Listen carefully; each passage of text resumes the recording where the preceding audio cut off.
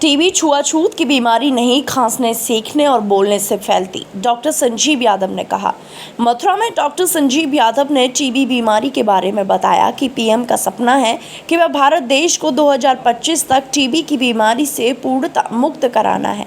इसलिए जनमानस में बीमारी के प्रति जागरूकता लाने की जरूरत है। टीबी बीमारी छुआछूत की नहीं है, ये रोगी के खांसने, छींकने एवं बोलने से फैलती है। संजीव यादव ने आगे कहा कि टीबी बीमारी के लिए ज़्यादा से ज़्यादा खांसी वाले मरीजों के लिए समय पर जांच करवाएं। प्रधानमंत्री नरेंद्र मोदी ने अक्सर गंभीर समस्याओं को हल करने एवं एक समृद्ध राष्ट्र के निर्माण में जन भागीदारी, लोगों की भागीदारी की महत्वपूर्ण भूमिका पर जोर दिया है।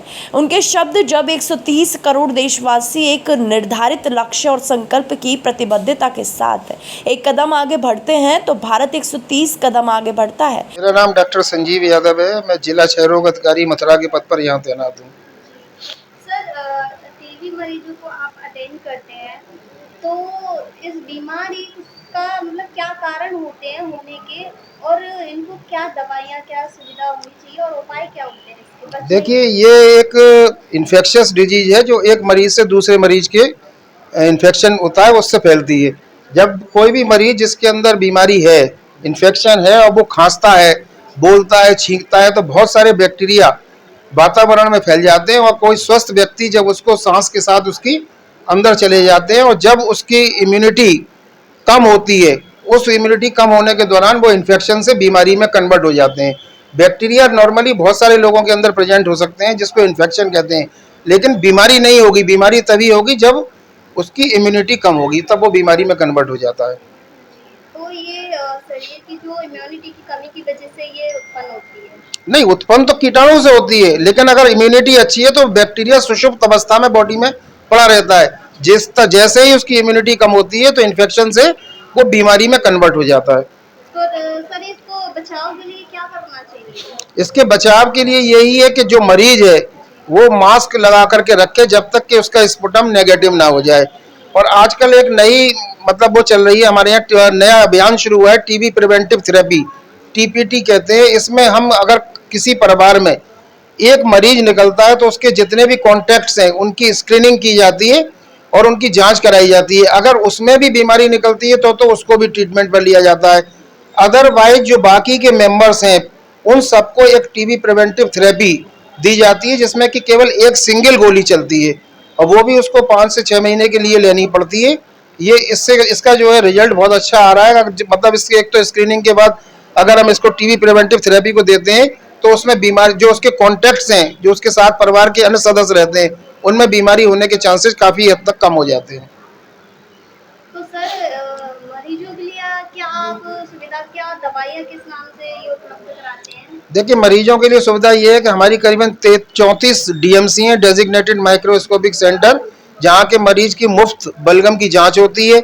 सीएससी पीएससी पर हमारे जिला क्षय रोग केंद्र पर एक्सरे की सुविधा भी उपलब्ध है। हमारे यहाँ 3 सीबीनेट मशीन काम कर रही हैं। एक जिला क्षय रोग केंद्र पर है, एक डीसीएच वृंदावन में है और एक टीबी सैनिटोरियम वृंदावन में है। जब भी कोई भी पेशेंट अगर पॉजिटिव आता है तो उसको तुरंत 24 घंटे के अंदर ट्रीटमेंट पे लिया जाता है। सभी दवाइयाँ मरीज को निःशुल्क उपलब्ध कराई जाती हैं। इसके अलावा निक्षय पोषण योजना के अंतर्गत जब तक मरीज का इलाज चलता है उसको 500 रुपये प्रति माह पोषण भत्ते के रूप में भी दिया जाता है।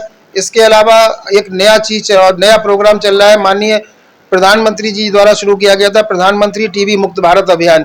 इसके अंतर्गत सभी क्षय रोगियों को गोद लेने की सुविधा है। जो कोई भी एनजीओ, यूनिवर्सिटीज, मतलब जो सरकारी अधिकारी हैं या कोई भी व्यक्ति किसी भी क्षय रोगी को गोद ले सकता है।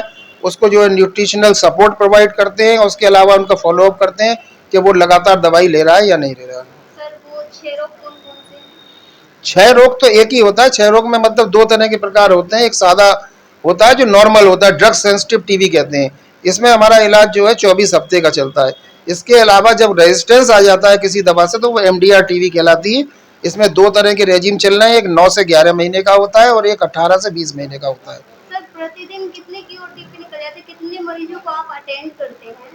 देखिए, ये नंबर वेरी करता रहता है, लेकिन इस समय मैं बताऊं कि 11,000 के करीबन पेशेंट ऑन ट्रीटमेंट चल रहे हैं मथुरा में 1 जनवरी से। तो एक दिन में मतलब कि कितने हो जाते हैं? देखिए, 11,000 जो है 9 महीने के हैं तो करीबन 1,000, 1,200, 1,500 मरीज तो पर महीने तो निकलते हैं। उसको आप डिवाइड कर लीजिए, वही पर डे का एवरेज, पर डे का तो निकालना मुश्किल होता है, महीने का निकलता है एवरेज, तो 1000, 1200, 1300, 1500 मरीज निकलते हैं पर मंथ, क्योंकि इस समय 11,000 हैं हमारे ऊपर ट्रीटमेंट में। सर जिला अस्पताल के ही मरीजों को देखते हैं या बाहर से कोई भी अन्य आया हो उसको भी देखते हैं? देखिए, जिला अस्पताल से कोई मतलब नहीं है, हमारी सभी पीएससी सीएससी पर इसकी हमारा टीबी का विभाग कार्य कर रहा है, सब मेडिकल ऑफिसर है, मरीज वहां जाकर के दिखा सकता है, बिल्कुल मुफ्त उसकी जांच होगी और इसका इलाज भी उसी प्राथमिक स्वास्थ्य केंद्र से तुरंत शुरू किया जाता है, बिल्कुल मुफ्त।